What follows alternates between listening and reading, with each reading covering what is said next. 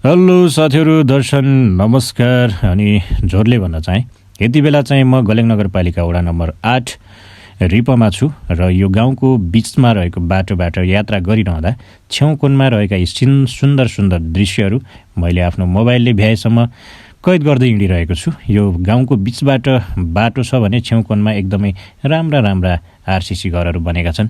यो गाउँमा पसलको पनि राम्रो सुविधा छ, त्यस्तै गरी यातायातको पनि सुविधा छ। खानेपानीको राम्रो व्यवस्था छ भने सिँचाइको लागि पनि पानी विस्तार गरिएको छ। त्यस्तै गरी यहाँबाट जाने बाटोहरू गल्याङ वालिङ करादी सम्म पनि जोडिएको छ बजारतिर चाहिँ हाइवेसँग। त्यस्तै गरी अन्य गाउँहरूमा जाने बाटोको रुट पनि यो गाउँबाट रहेको छ।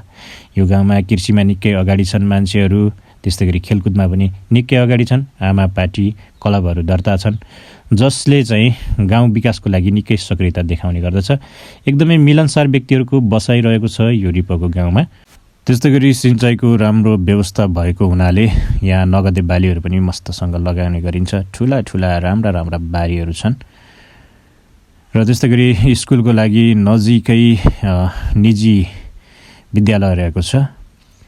National golden English boarding school रहेको छ, जसमा एसएससीसम्मको अध्ययन गर्न सकिन्छ भने अन्य यहाँभन्दा ठुलो पढाइको लागि चाहिँ गल्याङ वालिङ या त्योभन्दा ठुलो सहरतिर जाने गरिन्छ।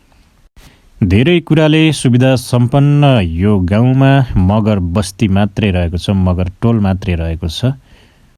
खेलकुद र अन्य विभिन्न सांस्कृतिक कार्यक्रमहरूमा निकै अगाडि रहेको यो गाउँको यो दृश्य तपाईँलाई कस्तो लाग्यो? मन पर्यो भने लाइक कमेन्ट सेयर गर्न नभुल्नुहोला। यति बेलासम्म भिडियो हेरेर साथ दिनुभयो तपाईँलाई पनि धेरै धन्यवाद। फेरि अर्को भिडियोमा भेटौँला। स्याङ्जाली पेजलाई फलो गर्न नभुल्नुहोला। धन्यवाद।